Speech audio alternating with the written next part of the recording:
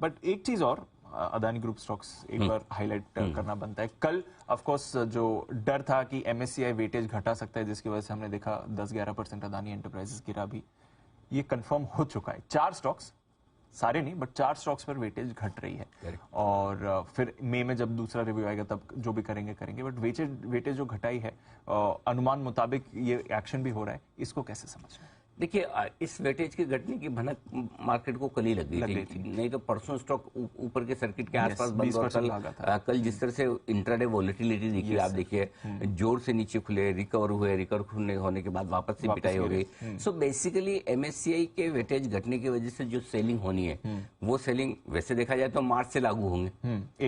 1 मार्च से। तो आपके पास अभी तो 20 दिन है, 28 तारीख है, लेकिन 28 तारीख का भी समझो तो 12-13 ट्रेडिंग सेशन तो आराम से है ना।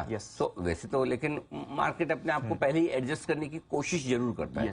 करेक्ट। तो वो अपनी जगह है, कोई उसमें कोई दिक्कत नहीं है। और थोड़ा बहुत वेटेज घटने का असर तो आना ही आना है फॉलो अप सेलिंग पे। लेकिन आजकल इन स्टॉक्स के मूवमेंट के बारे में प्रेडिक्ट करना बहुत ही मुश्किल काम है। जो 5-5% के सर्किट वाले हैं, उसमें आप क्या बोलेंगे? Adani transmission, Adani total gas रहा, एसीसी और अदानी एंटरप्राइजेस।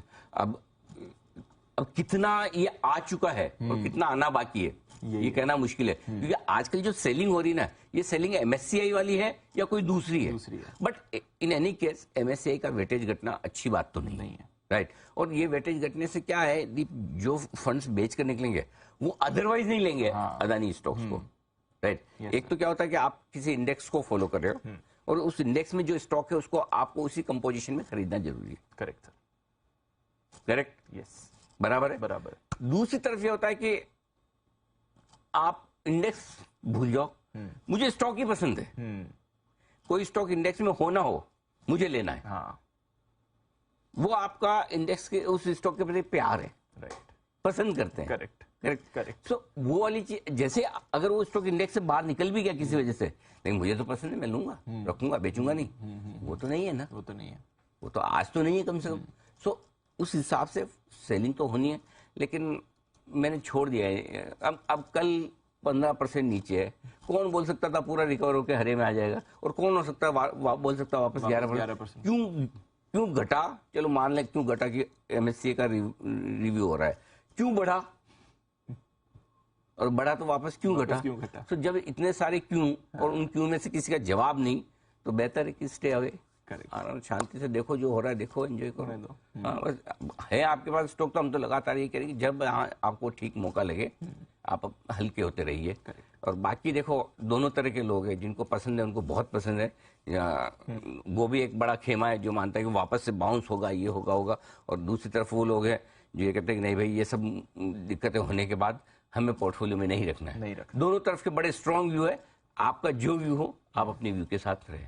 बिल्कुल, सब नेचुरली हर लेवल पे कोई खरीद रहा है, कोई बेच रहा है, तभी ट्रेड हो रहा है जी। और दोनों इस वक्त मतलब जिनके है ना डुलमुल व्यू वाले हैं, कभी इधर कभी उधर, कभी इधर भाव के साथ, उनको थैंक यू कर लेना चाहिए, उनको नहीं रहना चाहिए। अगर आपका बहुत कन्विक्शन के साथ स्ट्रॉन्ग व्यू वापस अदानी एंटरप्राइज कभी 3000 और 4000 हो जाएगा, वो आपका व्यू।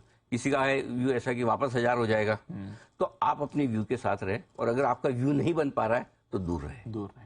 क्लियर है सर।